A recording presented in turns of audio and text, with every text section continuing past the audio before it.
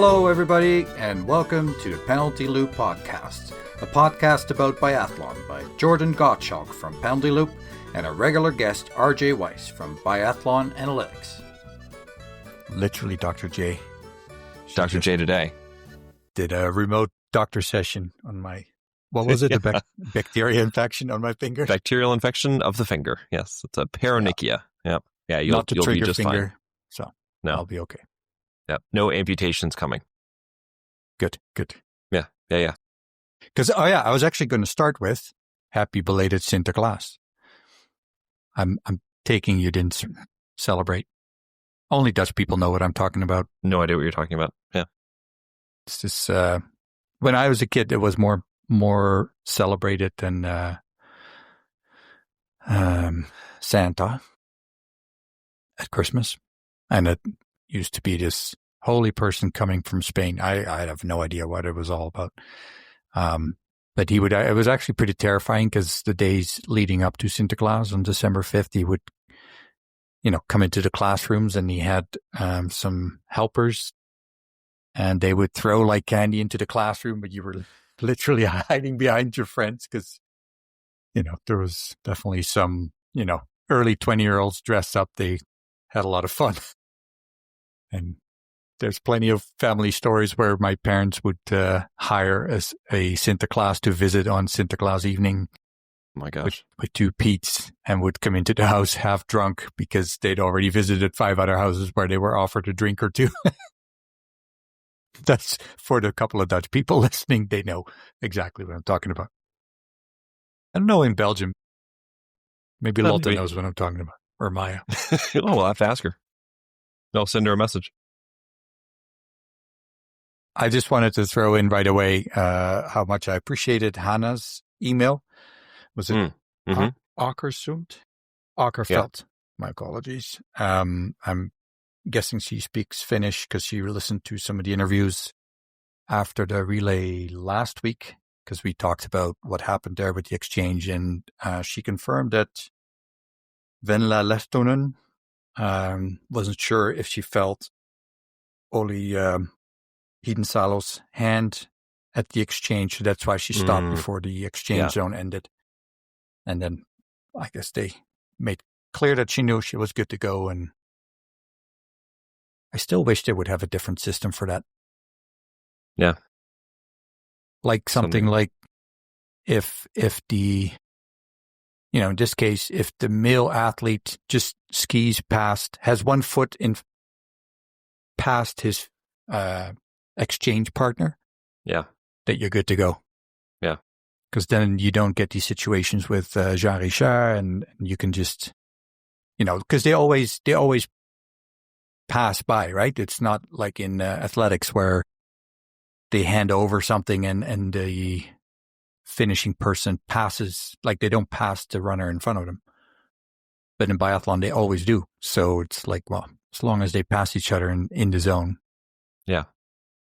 Yeah. So I also don't really see, even if you leave the zone, and I understand they can't have it like throughout the stadium or something, but it's like, what's the benefit really? If you were just like 10 meters beyond the line and I don't know how strict they are with that rule. Maybe it's just happened a couple of times where they're like, yeah, whatever, it's fine. But maybe a rule change for the future.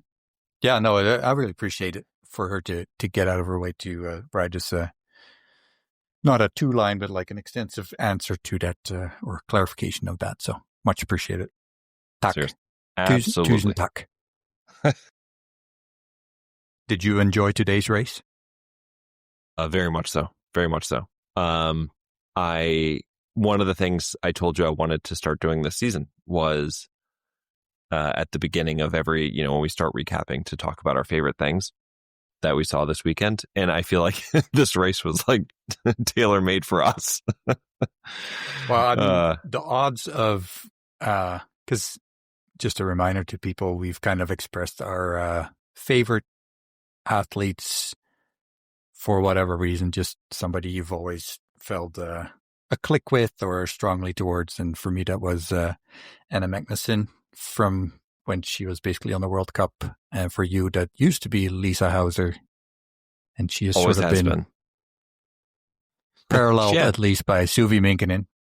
And then so to have those in the top three, that there's still that minor thing where I felt if there was a final end sprint and they were both still in enough condition that they would actually put a sprint together and then Lisa Hauser would have beat her, I think I felt would have felt even better.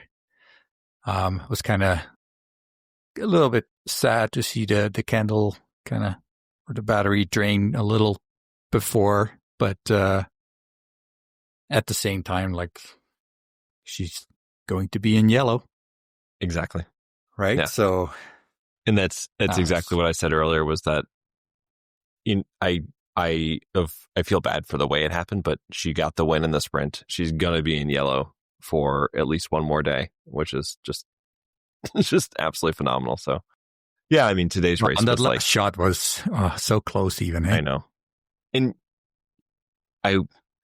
you did a lot of research actually about which is the most common shot that is missed. And it was, I believe it was not the last shot, right? Was it the third? Yeah, I'd have to, but that didn't really, I think I did an extra chart on, I tried to do it so that it would only focus on the last, or look at the last shot if in a pressure condition, because it makes a lot of difference, right? Yeah. That's what I was going to say, is that this is one of those situations where you could almost see it on her face, that this was the, the pressure and the excitement almost of knowing that she had back-to-back wins in her grasp. I know. And I mean, I would say under many other circumstances, she probably still would have won. Yeah. Yeah. But yeah, it was just she's just kind of fading, right? You could see her technique drop, and maybe she pushed a little harder than she wanted to. Because I mean, it must give you a pretty good buzz when you're in the lead and your first five are down, and your second five are down, and so you feel like you're flying, and then maybe you go a little bit too fast. But I mean, in the end, c'est la vie. And super happy for Lisa Hauser, right? To not only win, she's 20 for 20 coming onto the range. She said in the interview afterwards that she wasn't really aware of the shots of what Suvi had done. She didn't look. She just knew that she needed to, race her race. Still, I mean, knowing that if you're going to have any opportunity that you really need to hit those 5 shots and to do it, obviously she's won 5 times before, to do it and then leave the range still 15 seconds down and go out and chase her down and win it. Because 15 seconds, I mean, what is the 2-kilometer lap? It's not a super short. It's not like 5 seconds. It's not like you can reach out and grab her. Within sight. Yeah. Yeah. So you still had to go out and do the work, and she did, and definitely won it. And I was really happy for her, and to watch how the excitement on her face coming across the line, how, the celebration she had with her teammates, and then seeing Sandra Flunger, who's longtime friend, the Swiss head coach who she obviously trains with. And it clearly meant so much to her. And I posted on social media that, there were times over the last couple of years where I didn't know if we would ever see Lisa Hauser win again. It's winning a race is hard. Well, I think especially it's, because she is 31 now, but feels like she's older because she's been around so long, and then the last season wasn't really great. You're like, oh, it's just sort of is she past her peak? Yeah. And will she still have some top 10s, top 5s even, but like winning a race is really hard. And then right out of the gate, 4th place in the sprint, winning the pursuit, and I'm just ecstatic. Yeah. No, it was fantastic. And I didn't actually look at like the overall points so far. Mm-hmm. So quickly going to do that. Yeah, I'm curious if, I was going to say if Anna Magnusson is the top Swede and not even close. Oh, yeah. Yeah. She's got a really solid, she's number 2 overall. She has a really good sprint. And Hochfilzen, she could be in yellow for the pursuit out there too. And Also, Camille Benet. Yes. Third place. I was so going to far. mention her as one of my favorite things also. Just so happy for her to have all those injuries a couple of years ago and to fight back, and on such a highly talented team, to then knowing that, Simone is going to come back next week and that the roster cuts down even one spot after that for Annecy, to like, you know what, I got to go perform. And she gets on the podium in the individual. She had, I think she was 13th in the sprint, and then to finish it off with Crazy. fourth place in the pursuit. Great And week. I know you love bridges, but I mean, talking about athletes doing really well on the IBU Cup and then come on to the World Cup, there's a few men we can talk about later. Holy cow. Yeah. I thought that we were really lucky this week, because when I first started talking about the favorite things, like I kind of was like, all right, just really quickly off the top, mention 3 favorite things. And immediately in the first week, that would be impossible, right? I just think that we had a lot of moments, because here we are Sunday evening. And if we had recorded this on Wednesday or Thursday, the first thing we would have mentioned was Dorothea Wierer winning the individual, right? And just this sort of one of the through lines of the season, it feels like, is, can she contend for a medal in the Olympics, right, in her home Olympics? And then there she is right in the very first race of the season saying, yeah, I can win. I'm right here, guys. Yeah. And it almost feels like now that since that happened on Tuesday, that it almost has sort of slipped out of mind a little bit.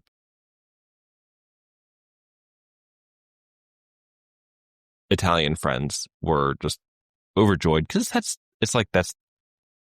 their girl, their hero, their queen, right? That has been leading their team, been such a big part of their lives for so many years now, and right, this is the last Still go think around with her. As such a veteran athlete, she could have just held back a little bit have to finish Sonia. Yeah, no, of course, right.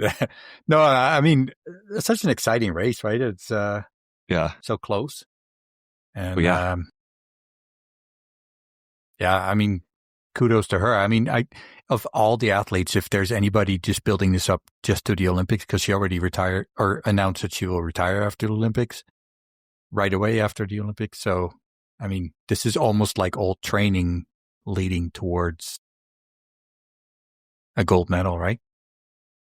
Yeah, no, absolutely. And I mean, for confidence, like, she can do it. Yes. Yeah. Just to know in the back of your mind that not only can I be top 3, but I've already won once this season. Mm-hmm. I mean, you can't be more confident. I have to be honest. Secretly, I hope that none of the major contenders go to Novo Mesto. No offense to the Czech fans, but so that whoever wins the individual out there, not necessarily somebody we expect to be contending. So then Doro, after a really successful Olympics, says, you know what? I need to go and contend for the individual globe. I'm going to keep racing. So that way she keeps going. That's my wish. That's my dream. But so Novo Mesto is before the Olympics, right? The last one. It is, yeah. Yeah. That'll be the second individual of the season is going to be there. I know who's going to participate, most likely. Was that? QFM. Oh, yeah. I would count on it. Opportunity for a World Cup overall.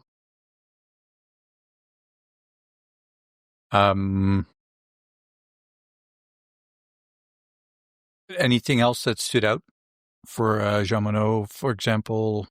I don't know. Like she got in 4th, so she looked good. But knowing the other results, maybe that was already a sign that she, 2 misses is already. Well, I mean, it's fine, but it's not like, wouldn't shock me if she was 1 or 0. Let's put it that way. Well, and also Doro was also 2 misses, and Lou finished 31 seconds back, which I know she lost most of that in range time, but still. Well, she was, down on Hannah Oberg a minute, and Wierer only 25 seconds or 26. So she lost more than half a minute on skiing. Yeah, I don't know. Maybe it's not as rosy as we thought. I mean, she looked so strong in the relays, right?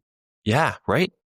And all summer she looked incredible, which again, roller skis, can't say it, of course. But I also have this in the back of my mind ever since we talked to Nick, and he said something like, at Östersund, he is just focused on the process and not necessarily the results, like the feeling and not necessarily the results. And I just wonder, like, how pervasive is that thought? Of course, some people are, I would say, you can, the Swedes, for example, usually come into this season in very, very good form. But I wonder how many people like Lou or Lisa Vitozzi, maybe, not at... I mean, every non-Swede? Yeah, maybe. Yeah, there's a better way of putting up it. to it. Yeah. If they're just like, you know what, I got my feet wet and now we'll see. Because I think there were a handful of people that we expect to contend for the overall or be really good. Eric Perrault, another one. Sturla, who was very good, but I don't think was quite at... I think his results this week were more a result of what we talked about, was it last week or 2 weeks ago, his very high floor. So I think that just a lot of these people that we expect, Elvira, who is a Swede, but I'm curious. I'm just curious, is this just 1 week of competition, the first week of competition at that, or is there just, is everybody closer together than we thought? And I go back to last year, and you look, and Lou won a race, and Kontiolahti, Franziska Preuss was already looking good. Johannes was fine, right? So the people that ended up contending for the overall were already looking pretty good. But this is a different type of season, an Olympic season. I'm sort of talking myself in circles here, but I just curious, just caught my attention that the ones that we had starred were not the ones who were spectacular right out the gate. Well, and I mean, after last year, we were really, I was at least thinking, was Suvi just having a, everything worked out season? I think she's proving that she's, it wasn't a fluke, or it wasn't a one-off, right? Oh, yeah. Yeah, I mean, I if you want me to go to Suvi Corner for a minute, I will, because I think that I just was I'm overjoyed. Yeah. I just, obviously she won a race, which is spectacular, and had another podium, in their second race already, getting off the season to an incredible start in yellow. But the thing that I thought was the coolest was, obviously she's an incredible shooter, and we know that she was working on her skiing. In the sprint, she had the third best ski rank, which was her best ever, even with everything she did last year. So is it possible that she is ready to be even better? I don't remember if I texted you this, but like, do we need to, I mean, I guess, put her in the mix of people who could contend for the overall? We already know she's going to skip Novo Mesto, but it might be that all of the main contenders also skip it as well. But she looks phenomenal. It's clear that she's a contender for a medal at the Olympics, right? Yeah. And then the other thing I was going to mention to you was, if you look at the people who were top 5 last year in the sprint globe, right? And we are one sprint down, a whole season to go. The top 5 people, Suvi was in that mix. She won the sprint, so she's got 90 points. The other top 5, Lou, who scored 30 points, so she's 60 points back of Suvi. And then there was Justine, Franziska Preuss, and Julia Simon. Preuss did not race. Simon, obviously not there. Justine finished in 48th place and scored 0 points. So Suvi, already on the people who were top 5, has 60 points on Lou and 90 points on everybody else. Again, super long way to go. I'm getting so far ahead of myself, but just interesting that she's already got sort of an early huge lead on the people we expect to be the main contenders for that discipline globe. I'm obviously very excited. I think that clearly whatever she figured out with her Alps training plan a couple of years ago, nailing it, it's working. Yeah. It seems to work. Thrilled for the rest of the season. I'll let you talk now because I think I've been going for 5 minutes straight on Suvi. I enjoy listening to you. So, yeah. I think the first races there weren't too many people not starting, but it seemed to increase as the weekend went on. Yeah, I think the women's individual everybody started, and the men's there was only one. I think, yeah, Sean Doherty did not start. Can we call him Nick? Was he patient zero? Did he start this virus that that took some people out? I don't know. Obviously, we didn't mention her yet, but Sonia Lenemo, who had that glorious second place finish in the individual. She was also sick in the sprint. Yeah, and then she missed the sprint. And then she missed the pursuit because of course. I joked that she got sick from too much celebrating. She was still hungover a couple days later. Couldn't go in the sprint. Did you see how emotional she was? I think you did. Afterwards, that was so cool. Because I saw her in an interview on the German TV. Mm-hmm. I'm pretty sure it was German TV or Swedish, but yeah, she had a hard time keeping it together. And I mean, totally get it. 23 years old. Oh, I know. Yeah. So do you think? I don't know. Did you see Suvi? I'm going to go back to Suvi for a minute. When she found out that she was going to be wearing yellow. Did I send you? Yeah. She was like in shock. She was like, what? And like the look on her face. That was so funny. Oh my God. Yeah. It's so amazing. It's interesting. And it keeps making me think of when we kind of heard Ziggy talk about, how many points JT Bowe needed in the last race to win the globe. And I don't know. I think if I was an athlete, I would probably be one of those people that knew exactly how many points people are above me and below me and around me. And, but yeah, I guess it's not really, for some of them, it's not really on their mind. And, it kind of goes with what Mick was saying. Like, it's more the process. If a weekend felt really good and you were like right there with the skis and the shooting went really well, it's almost like not that important where that puts you on the globe ranking. But yeah, definitely doesn't seem like, I think it's exciting to have the yellow bib on. But yeah, it's probably not the most important thing, especially at the start of the season. Still fun though. You get the pictures, you get the memories, standing on top of the podium and going to the, they did shove your dig down jacket in a way too tight bib. Did you see the Finnish Biathlon did a pre-race kind of like walkthrough with Suvi, as before her first race in yellow today. And just like when she had on the yellow bib and she just had this almost like toddler-esque, glowing giggle smile. Yeah. It was just, yeah. She was all business though during the race, eh? Oh yeah. Mm-hmm. I mean, I'm not saying that as silly her, like that's understandable, of course. I wonder, so we've heard Tobias talk a lot about Eric Kulstad the last couple of years. He just makes me laugh every time I see him. And of course, he was pretty happy this weekend, but yeah.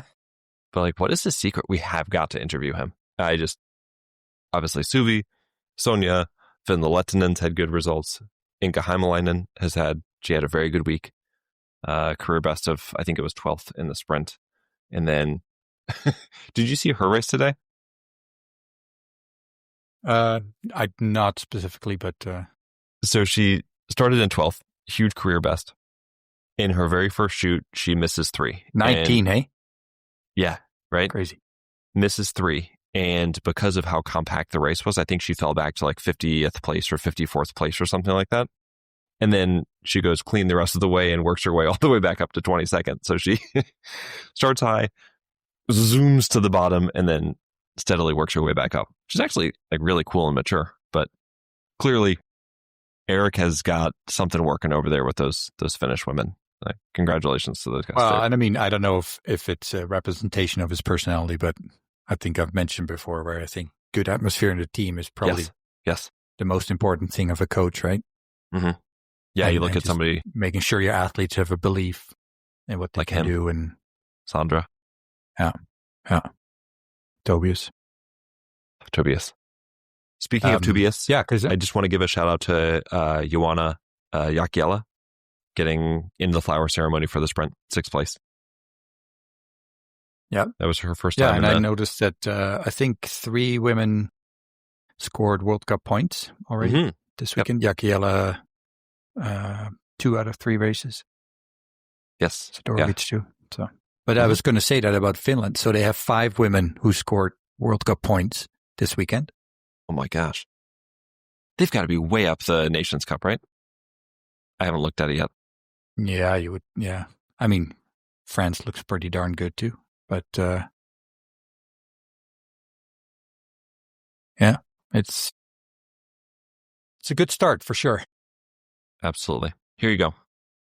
I'll give you the Nations Cup real quick. After 1 week of racing, I'm sorry? Just women? Yeah, women. Just 1 week of racing. Yeah. France, Sweden, Italy, Finland in 4th, and then Norway in 5th. And I'll give you one. Poland is in 10th. Yep. I'll give you one guess as to who's leading the men's side.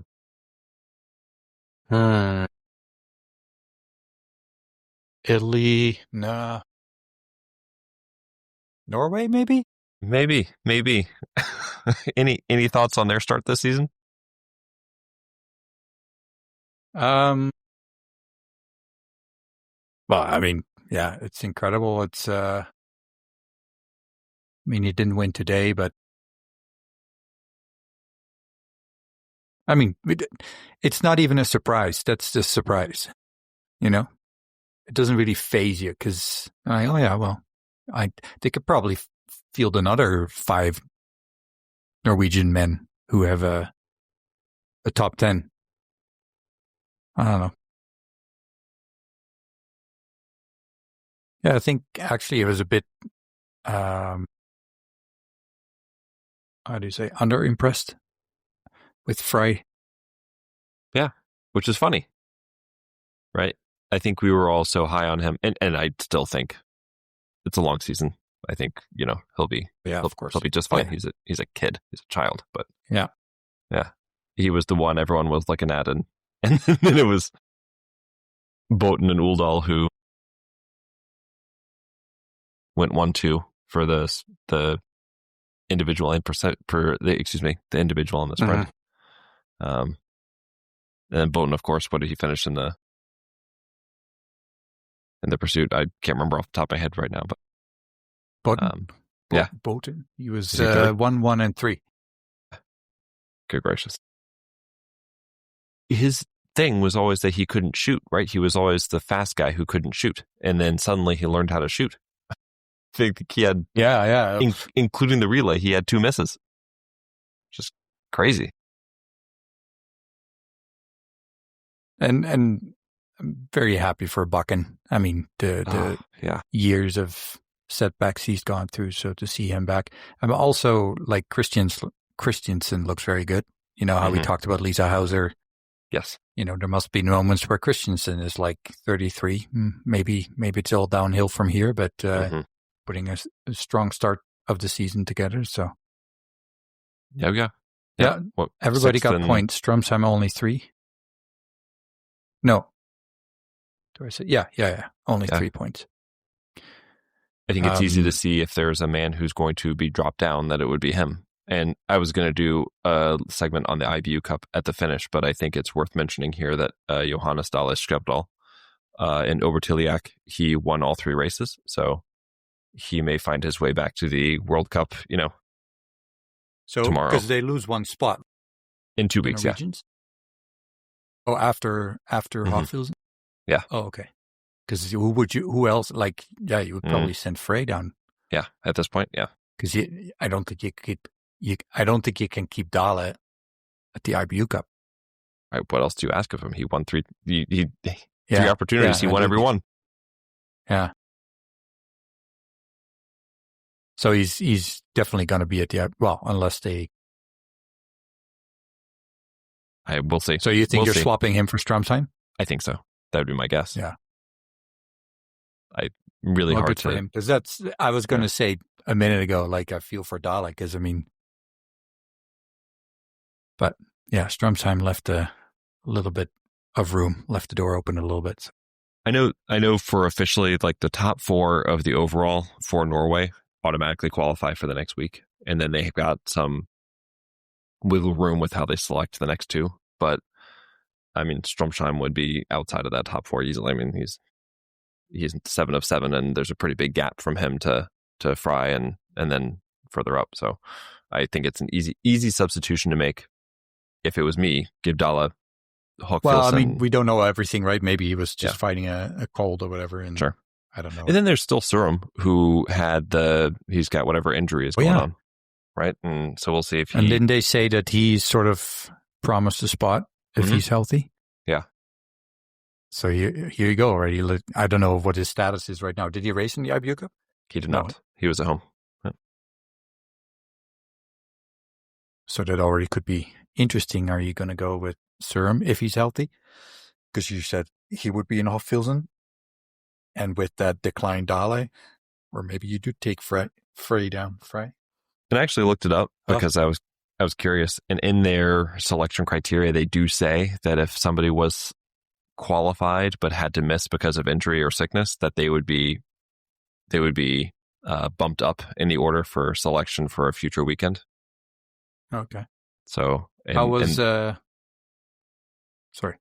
No. Yeah, that was the end of my thought. No, how did the other Norwegians do? Like, was it Dahle and then 2, 5, 7, and 9 were also Norwegians, or? It wasn't quite that, but it was pretty good.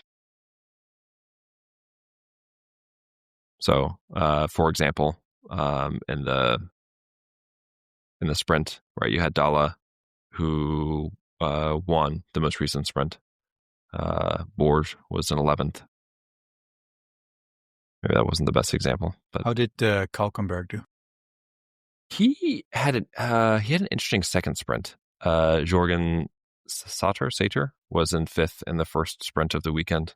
Kalkenberg was in 11th in the first sprint. Mats Overbay was 13th. Vetle Paulsen 15th. Kalkenberg in the second sprint, he had a weird something happened in his chute, because his prone chute, it was like a minute.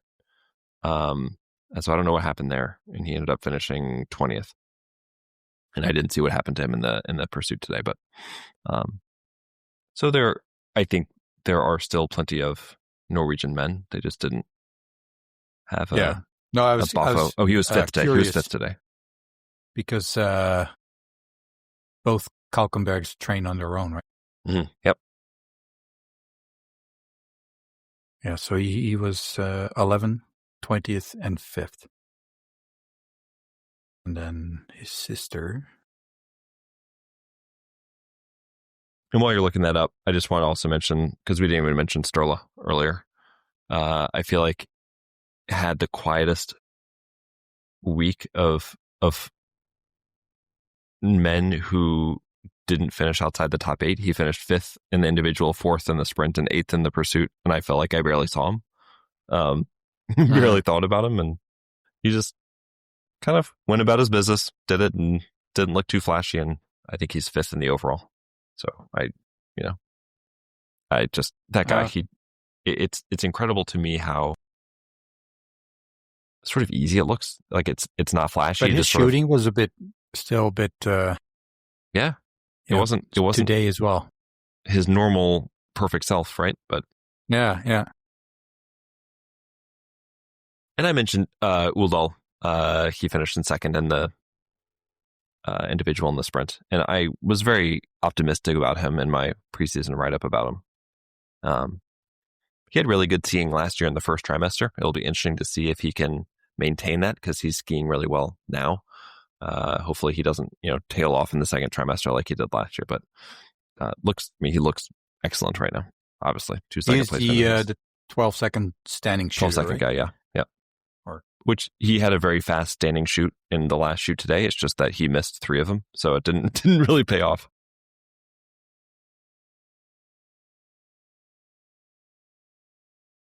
I think you asked me last week as well. Germans, still not where they want to be. Solid, but they have 3 in the top 15 in the standings. Strello, Navrath, and Horn, is that correct?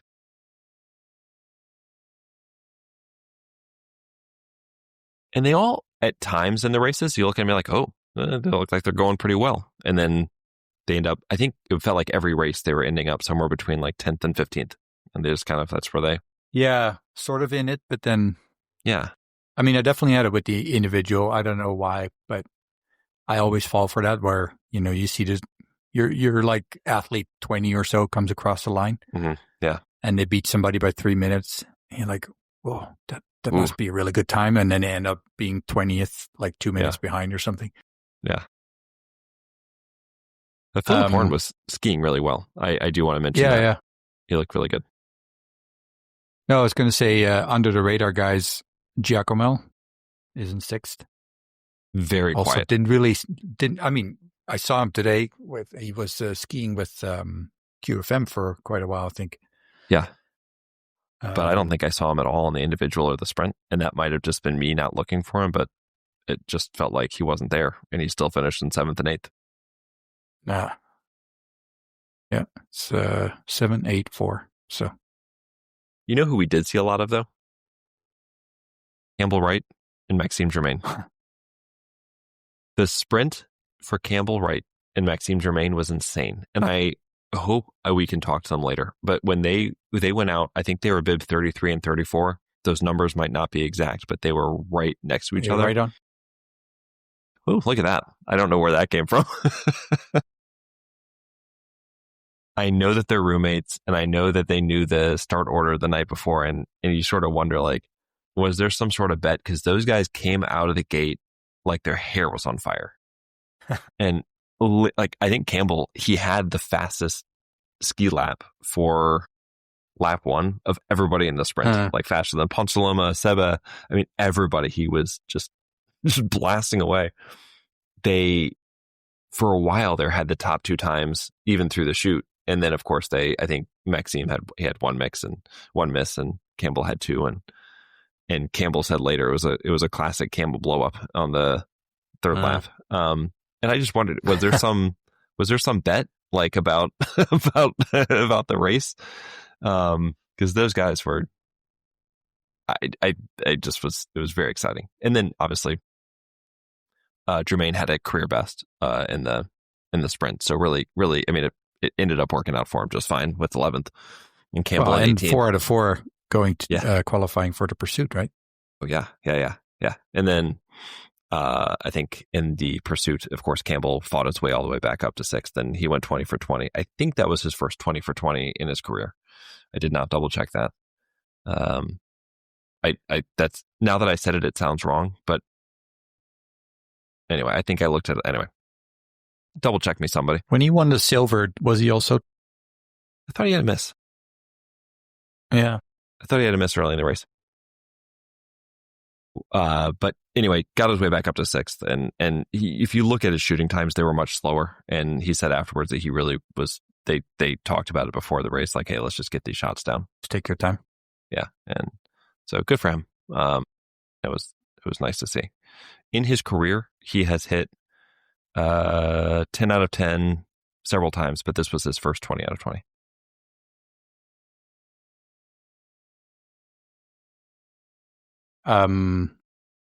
Interestingly, we talked about last week about Samuelsson and Ponsaloma not having a lot of support. And of course, promptly, we have 6 Swedish athletes in the sprint that all qualify for the pursuit. With Malte Stefansson and Melker Nordgren, both 0 or no misses. And I mean, all in there. And I love you showed me video today of Victor Brandt shooting and his brother watching him, and that was cool. Wasn't that was just really sweet, you know? That's the kind of thing I always wonder at that point, do you see that as a teammate athlete on your team, or do you, like, it's still your brother, but do you think about it at that point like that? Yeah, I mean, I for me, I would have a really hard time not seeing him as my brother at that point. Yeah. It's just, that's the kind of thing you love, right? It's obviously the biathlon family, but that was actually family. The family, yeah. And I think you mentioned Malte Stefansson had a career best 10th in the sprint, and then I think he was still like 15th or 14th in the pursuit. Excellent racing for him. Melker Nordgren, he was racing, I think he had a really high bib number, so he was racing sort of at the end of the race, and clearly doesn't have quite the same ski speed as some of his teammates, but watching him fight to get into the pursuit, and the way that the crowd reacted when he was finishing, it's really fun to watch them kind of lift him up. So I always loved that. We had Shiloh. Yes. Quite a lot of time on television. I don't recall if that was at the end of a race or a start of a race, but that's kind of a nice thing with these start numbers still. Oh, I know. Yeah. And she must have been excited about her weekend and having World Cup points and her. Oh my gosh, how cool is that? Yeah, totally. She was 31st. Today was, she lost a couple of spots, right, to 47 or something, but yeah, I mean, I just like, and she started really well with 1 miss in prone, the two shootings. Mm-hmm. Then standing, she had 2 misses each, but yeah, she started as 31st and then ended 47. But and I don't remember if Andrew, at this stage, it's also the process, but also the experience, right? Oh yeah, being disqualifying and being there and racing. I think that's what it's all about at this stage. And I don't remember if I was reading this or if Andrew was telling us during the interview, but I think that she was studying to get into med school and then decided that she wanted to give biathlon. She's like, you know what, I'm going to do this and then I'll go back to studying. Right. And so he felt like this was really the first year that she has been able to start reaching her potential. And I just thought that was really cool. First weekend back out there and already setting a big career best. So, I mean, that was really cool to see. And I can't wait to see. I'm still so high on the Canadian women. I still think that this was just a building point. I still think with Pascal and Nadia and Benita, I think we're going to see some good stuff the rest of the way. It's not going to be every week in, week out. They're not that deep and they're not that experienced yet, but there's going to be some fun stuff. Absolutely. Yeah. And it just, it's cool to be able to look up results and look for the Canadians. It's unfortunate we didn't have any guys in the pursuit, but.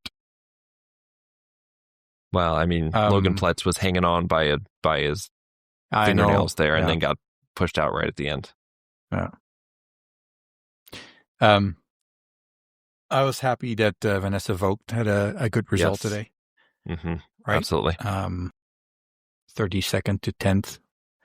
Breza Boucher, 47th to 13th.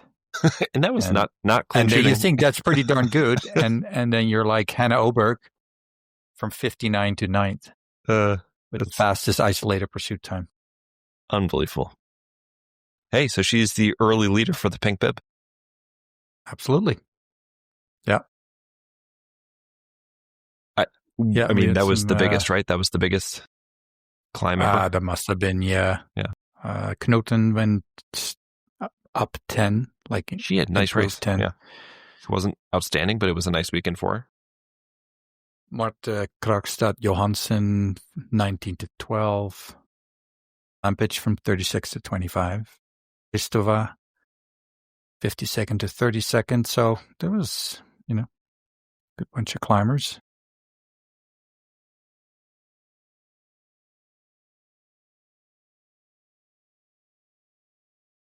Regina Ermitz, 51st to 36th. Hey, Regina. Estonia had a pretty nice little weekend. Uh-huh. Welcome back to them. It sounds like you had something you wanted to say. What was with Augenthaler and Carrara in the first? Oh, good gracious. Like 4 misses, both. And they were like almost shooting side by side.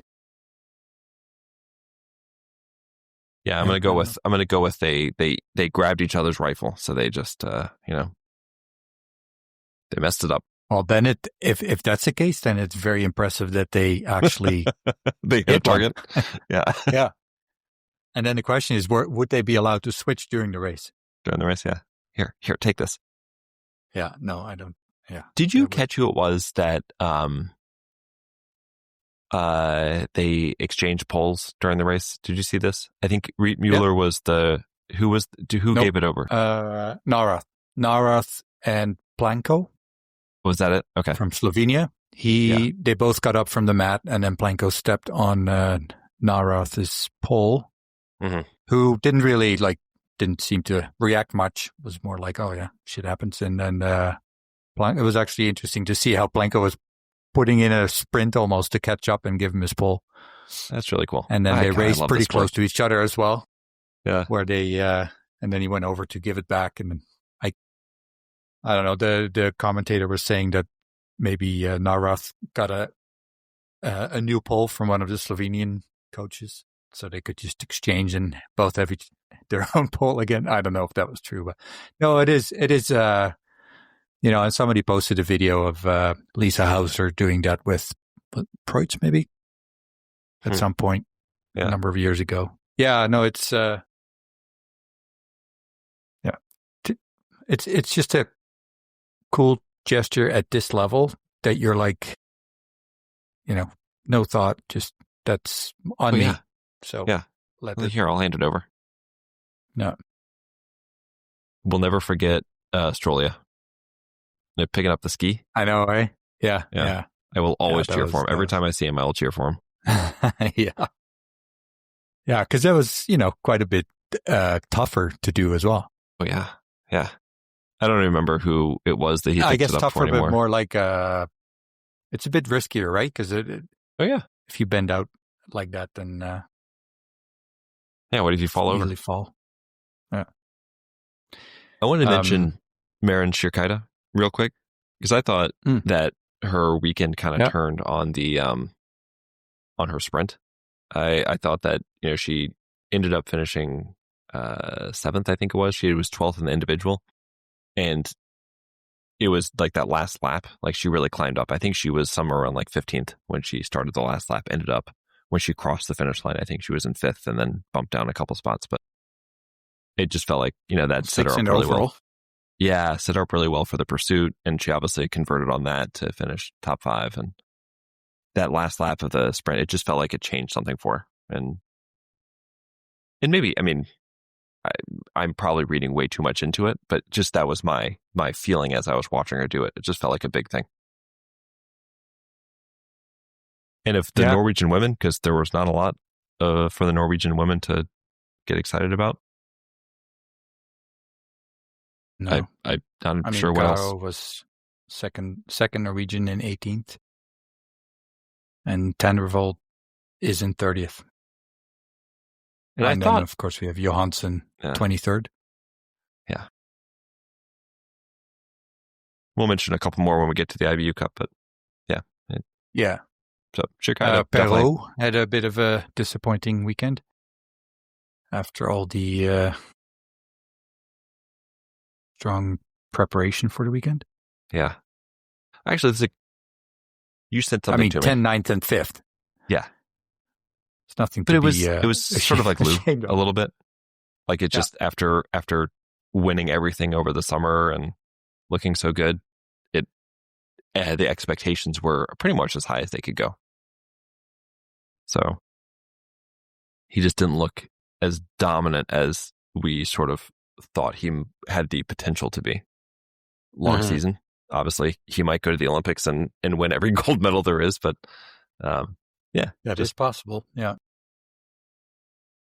But Quinton Fiormaillet, I think, wasted no time in getting his first win of the season. Apparently, he loves a good Olympic season because that was the last Olympic season was his overall year. And since then, he has had just one win over the last 4 seasons. Or 3 seasons, whatever that is. And then he immediately, in the first weekend of the season, gets a win in a pursuit, which I think the year he won the overall, he won 6 pursuit races. So it's this man. Yeah, he's a cool-headed guy for sure. Pursuit seems to work well for him. If they ever had a mixed pursuit, you put him and Simon.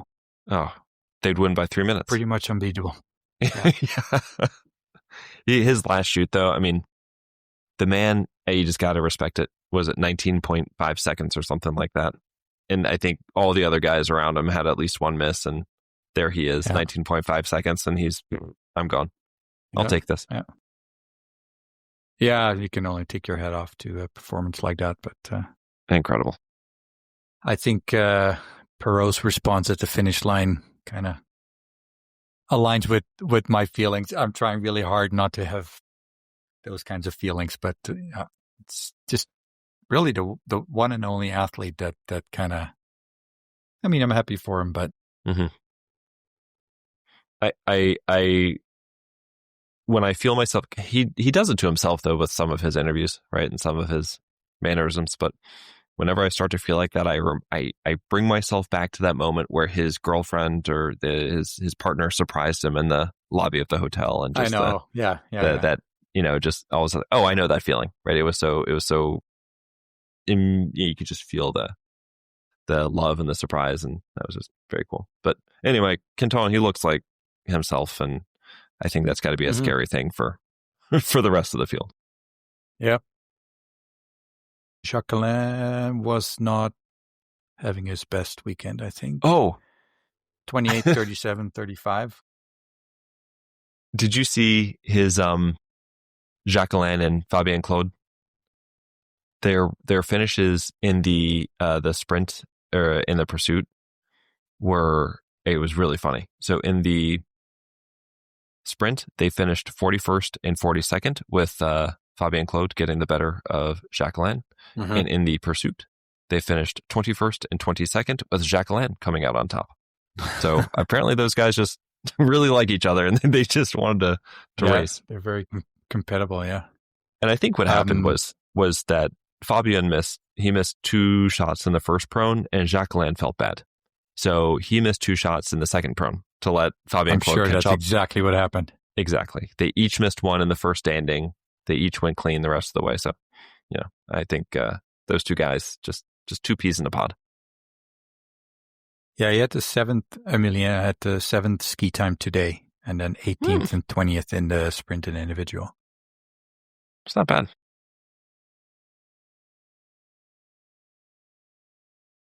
Yeah, Ponsaloma, I think he was, I don't know if he was the fastest skier in every race, but his shooting was not helping him. Yeah, his ski ranks this weekend was 5, 1, and 4. But yeah, 85, 70, and 80% shooting. Doesn't help. Did we talk about Samuelson yet? I apologize if we did. No, and I actually that's a good point because he had second in the overall, so he had a really strong weekend. He had ski rank was today 4, yesterday 3, and the day before 2. And he shot 90, and 95%. So can't ask for more than that. And that's definitely he must be pretty excited about the start, and I hope mentally he's not going to be like another Norwegian starting with a B and an O. It's almost the same. Boten. It's almost the same. Yeah. I don't know. I mean, I'm very happy for him if he proves me wrong, but I can see Boten. I think I texted you. Do you think he'll race a race on the IBU Cup? And yeah, I mean, it's hard to imagine now, but I can still see that happen because, you know, in that team, if you have a weekend with bad results, which, you know, at that age is really not that weird. And we've seen him go on these runs where he shoots like 70%, 70%, 75. Yeah. But did you say, so any Norwegian in the top 4, you said, on the World Cup standing? The top is 4 automatically Norwegians. placed? The top 4 Norwegians. Okay. Yeah. Okay. So like that's more pertinent, I think, on the women's side. You know, you look down, even if someone's further down, whoever the top 4 Norwegians are, go on. So I think it's. Do they have anybody pushing from the IBU Cup? Do they ever? Yeah. So they have Siri. Nice bridge, eh? What's that? Nice bridge. Very nice. Siri Skar, Asne Skrede, Frida Dokken. I'm mispronouncing all of them, so I just need them to come on the podcast and correct me. All raced very well on the IBU Cup. So all of them, I think Ragnhild Femsteinevek did not have a great weekend. Johansson was okay. So I think that there's definitely an opening for them to push up. Quick shout out to Baiba Bendika. Oh yeah, absolutely. Probably not as excited about her race today, but you know, qualifying for the pursuit is good news, right? And, absolutely. She had 79th in the individual, but then that's the thing. Everybody knows that she's a fast skier. But she shot 90% in the sprint, and she was only, in quotes, 18th in the ski time. And then today she shot 80%, which I'm thinking she'd still be happy about, and 44th in the ski ranking. It's 44th in ski rank, yeah, today in the pursuit. But I don't know. Like it seemed like well, I shouldn't say this. I thought it was kind of easier to see that some athletes had good skis and some not so good. Yeah. And I honestly thought when I saw Campbell that he shot clean and still, you know, wasn't right at the top. I'm like, oh, I must have had bad skis or something. But then I don't know if in the end was the fastest skier. Yeah, fastest course time. That's a surprise. And so second was Fabien Claude, third Eric Perrault, then Sebe, then Ponce, Giacomel, Jacquelin, Fiume. Because Fiume just cruised the last kilometer or so, I guess. But you were mentioning Latvians. I wanted to give a shout out to Esther Wolfa. She is very young. She's like 19, 20. And she finished 28th in the individual, which was a career best. And then she decided that was not good enough. And she broke it, and she finished in 23rd for the pursuit today. So look at those Latvians go. I know. It's, you know, you get good success and that leads to more good success. And I know results, that I should say. She and Baiba and the other woman who is Ilza Blydell, she's also like 20 years old. They all trained together this summer. So they're very, very tight knit. So it's kind of cool to have Baiba as like the mama to these two young guns who are, you know, just sort of getting their experience. Well, right? She is a mama, so yeah, exactly, right. She's putting on her mama hat, right?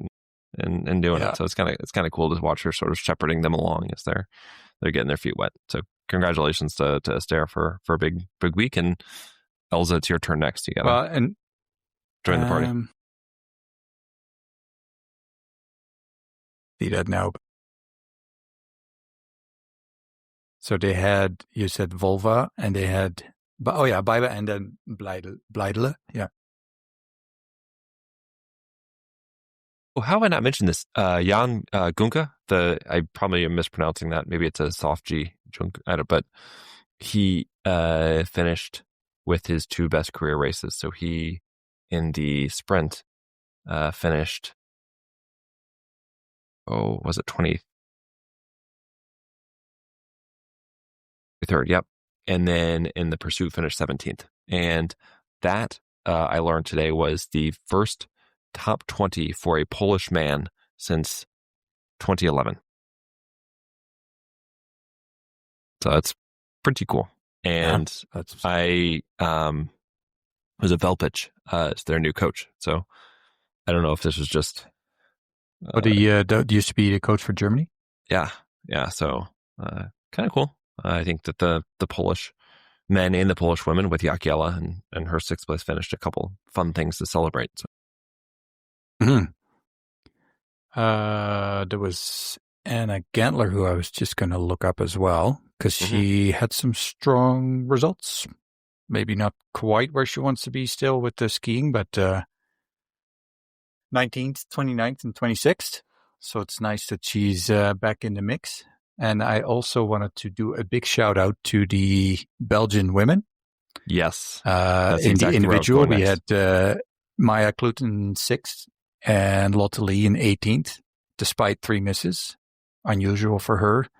Then in the pursuit, Lotte Lee 10th with 0 misses. The sprint. Sprint. Kluten's 43rd with only 1 miss. And Yves Bouvard, 87th, did not qualify for the pursuit. And then Lotte was 18th with 2 misses, and Maya 37th with 2 misses. So definitely in the picture, and they did well last weekend. So it's good to see that they're in a mix. Oh yeah, Lotte Lee starts the season with 3 top 20s. Last season was her career best, and she had 10 top 20s, so she is well on her way to a new career best. Really happy for that. Anybody listening at this point definitely knows how much we love and appreciate Lotte Lee, so I think that's really fun to see her getting this season started off right. Also wanted to mention Lucy Sharvotova, who for years has been a good skier and a pretty good prone shooter, actually, but has never been able to shoot standing to save herself. And she did pretty well in the relay. And I remember mentioning and be like, well, that's kind of cool. She did well in the relay. Then this weekend, she was 27 of 30 in the sprint and the pursuit. And she finished 14th and 6th. And that was her first time in the Flowers since 2020.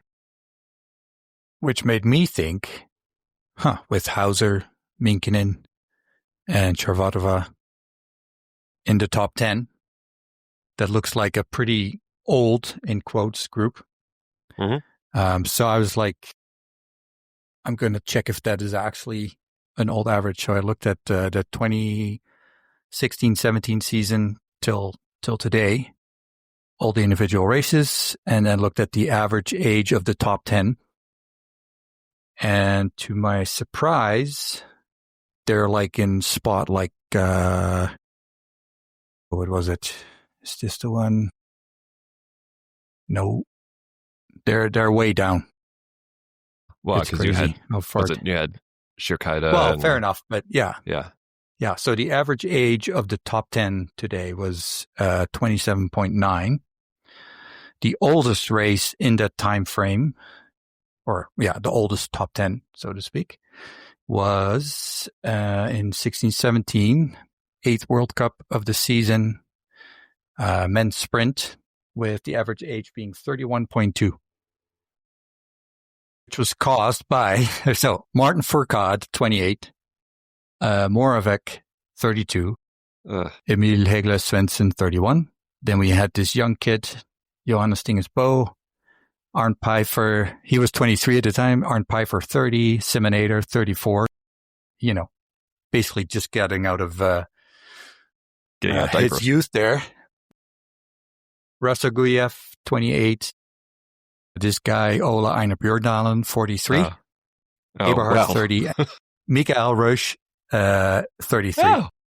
So that is the oldest top 10 since the 16-17 season. That's awesome. And then we also want to know the youngest, which is, it's kind of make me sad because it highlighted Laura Dahlmeier, who won that race in 16-17 as well, the women's individual. Mm-hmm. So she was 23 at the time. The oldest athlete of the day was Anaïs Biscon, 29. And then we had Darja Jurkevic, 28. Then we had Franziska Preutz, 22. Justine Breja-Boucher, 20. Lisa Teresa Hauser, 22. Hanna Oberg, 21. Veronika Vitkova, 27. Vanessa Hintz, 24. Julia Juravok, 22. So that was the youngest race in that group. Then if I look at the youngest from last season, that was women's sprint with Paula Botte, Kierkeide. Mm-hmm. Suvi was the oldest with 30. We had Lou, 26. We had Julia Tenheimer, 19. Oh my gracious. Ochan, 20. And then I'll quickly look up a recent race with older athletes, 24, 25 at the World Championships. We had 30.1 with a men's individual, with the old ones being Hilden Salo, QFM, Jakob Fuck, 37, so that helps. Philip Horn, 30, Kirchmeier, 34, and Tarjabo, 36. Just quickly seeing if there's one from last year. No, that goes in rank 40-some now, so. Oh, hang on. No, that is, my bad. 425. Come on. That is the men's sprint, first of the season, where the age was 29.4. So it's the oldest last year. That was Jacqueline, Samuelson, Philip Narath, Campbell, J. Thibault, Christiansen, Tarjabo, Surdam, Ligert, Gigona. So yeah, Tarja and Gigona definitely helped that go up. And then Johannes and Philip Nara also plus 30. So and that's I'm surprised actually. And I had a quick look at the average age, the running average age. It's funny, 16, 17, 17, 18, the men's average age was really going upwards. The rolling average. Then it settled around 27.5-ish, and then it's been going down. And also the women's had the same period of, pretty flat, and then it went up at the end of 22-23, stayed in 23-24, and then it's been going down as well. So definitely an influx of younger athletes in the top 10s. Yeah. That's interesting. I'm sorry if it looked like I was zoning out. What I was really thinking about was, I think that you and I have talked about this over the last couple of years, but does it just feel like athletes are able to come in and be competitive at a younger age? Or is that true? Especially women. Yeah, exactly. Yeah. And I just thought it just made me think more about it. Yeah, I didn't, would be interesting to take the whole field, but I think that comes with so many caveats. Yeah. Oh, yeah. Yeah. But in top, point scoring groups, be interesting, but no time for that. Any other things that stood out? I know you have probably a whole list still. Did you? Well, the big thing was that we didn't really talk about the Swedish women all that much, and I purposely was pushing it off because I wanted to bring them up sort of close to the end. So, no, I was just looking at Hannah, who seemed to have a really good weekend, other than the sprint? Yeah, because she finished in 59th in the sprint, because then she made her missed she had like 5 misses or something, and then she made her huge comeback. Because even that race, the sprint, she was still 6th. So the individual, she had the 4th rank skiing time, and then 6th in the sprint where she had 5 misses, and then ski rank today was 3rd, and she had the fastest isolated time. So yeah, I mean, I think not sure what's going on there, but with the shooting, but it just makes it interesting. Yeah, I suppose. But and then we had Elvira having some good results as well. So, yep. Anna Magnusson, we talked about. Ella Halvorsen. Mm-hmm. She obviously won the single mixed with Sebbe Samuelsson, and then we've got. So Scott time is probably so they carried 7. Lowest ranked of the Swedes.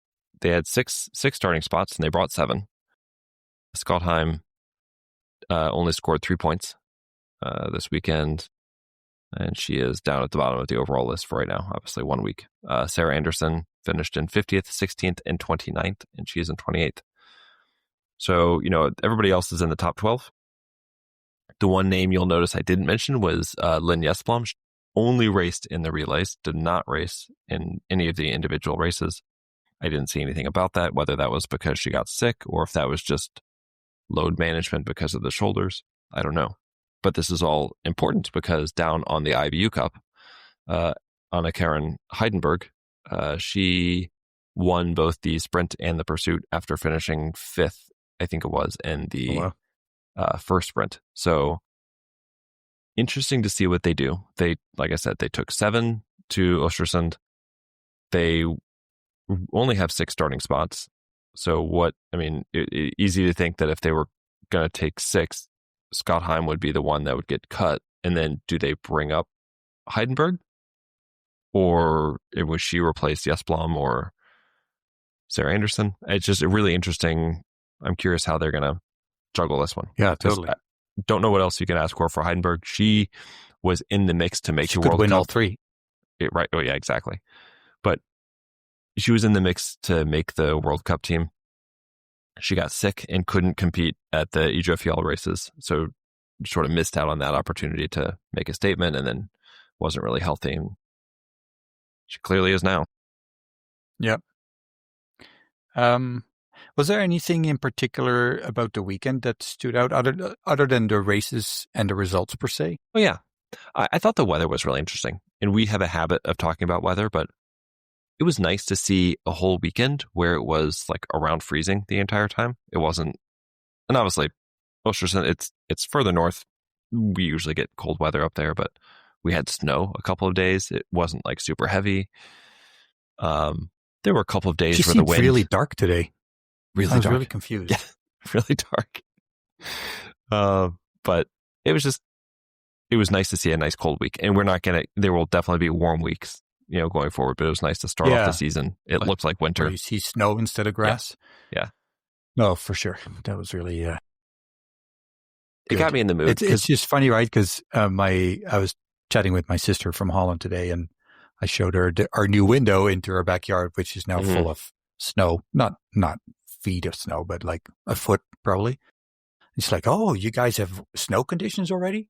Which, from Holland to think that end of November, start of December, it's almost a given you're going to see snow is still odd. But I mean, this is in Europe, right? It's a lot of people are not even thinking really of snow yet. So to see a white background and cold conditions was really nice. How was it? Have you seen anything of the IBU Cup? In Obertiliac? They obviously I couldn't didn't watch the races. They didn't have them broadcast. And yeah, so. Which is kind of interesting. There must be somewhere, but.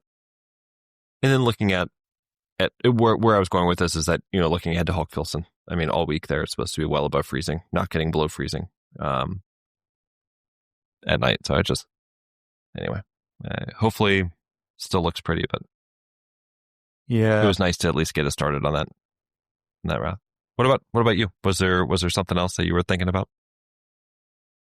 No, and that's kind of what I was thinking about. That there felt like again, besides from the results, it felt like I don't want to say boring at all, because it was not boring, but just kind of a flat weekend, maybe. I can't really say why, but maybe also because the Lou and the Eric Perrault and a bunch of those guys weren't performing as well. But I mean, that obviously was filled in by some really cool other athletes. So when I watch the races, oftentimes the first time I watch them through, like I completely have my fan hat on, right? And I'm not even like thinking about, right? And so having my fan hat on, the most exciting moments for me, obviously, were the women's sprint with Suvi winning. The whole women's pursuit today was phenomenal. Uh-huh. And then the first half of the men's sprint when Campbell and Max were just going crazy. I know. I thought that I agree with you that I thought that there were large stretches of the men's races that just sort of felt kind of meh. And maybe that's unfair, but I can't quite put my finger on it. It almost, it was just sort of like, yeah, maybe. And I used the phrase earlier, the Pax Bomanus, because it felt like for so long, JT Bo was just sort of this massive figure, and the men's biathlon world, and maybe even the biathlon world in general, but especially the men's biathlon world, sort of revolved around him. And I'm having a hard time sort of finding my footing with men's biathlon without him in it. And not that it's not good, but at the not same that it's time, not interesting. It's just, yeah. For me, it's just different. Yeah, and I also see it a bit as you would expect something to change with the Bo brothers not there, but it really didn't. Yeah. It just when you look at the performances, the race results, it's like, they still have, I didn't check, but probably 7 spots in the top 15 or something like that. So it hasn't overall? really impacted just in general, it's not like all of a sudden other people were taking over their spots. No, it was other Norwegians taking over their spots almost. You know what I mean? And I don't want to disrespect like Samuelson, who had a really good weekend, of course, and a number of other athletes, but you're still looking at a large majority of athletes being from Norway in the men's races. Mm-hmm. So let me read you the overall right now. Races. So Norway, Sweden, France, Norway, Italy, Norway, France, Norway. And then you go Germany, United States, Sweden. But you've sort of run out of Norwegians at that point. Like you've used them all up. Yeah, exactly. But I agree. And Samuelson, fool me once, shame on you. Fool me twice, shame on me. I will believe that Samuelson is going to continue this when he actually does it, because we've seen him have great opening weekends, right? So it's not a surprise. And then QFM has been around for ages. I think I was expecting, and this is sort of unfair to Bowden, but I would been thinking so long about the generation after J2 Boat, like Perrault and Jacomel and Strola and Campbell Wright and Hartweg, right? And I was expecting those guys to grab it away. It's been 1 week, so I have to give them more time, but they didn't. It was still Samuelson and QFM, and it was those guys again. I don't know. Yeah. Yeah. Which, hats off to them. You still got to race the races. Oh, and totally. They showed up and did it. Yeah. But I agree. The men's races to me just were not as thrilled. But on the women's side, I think that on the women's side, I'm stunned at I'm excited. Well, and it's just Suvi, but also Lisa coming back, Hannah having a really good weekend if she didn't have the bad shooting. So maybe that was definitely, a feel good that the, the names that we've seen for a while on the World Cup are also Anna Magnussen, obviously. Doro had her moment in the sun, and Michelin. Oh, I didn't even mention this. Favorite things. Michelin, when she hit her 10th shot in the sprint, the smile she had on her face. Oh. Yeah, I saw that. Yeah, that was really good. That was fantastic. Wow. And Lou, we know Lou's going to be there. It was so weird. I mean, Franzi was almost a non-factor. She was a non-factor in the sprint. I honestly, did she actually race all the races? No, she didn't. Right, she didn't race the sprinter pursuit because she was sick, and she raced the individual. But I wonder if she was already sick at that point. But maybe didn't look awesome. No. Yeah, it's maybe. Yeah, I don't even want to say it, but maybe just last season was just where everything worked out. And did she pay, just make a deal with the devil to have one great season? And I don't know. I said it earlier. If everything comes together for 2 weeks in February for her, it's a successful season. Yeah, fair enough. All right.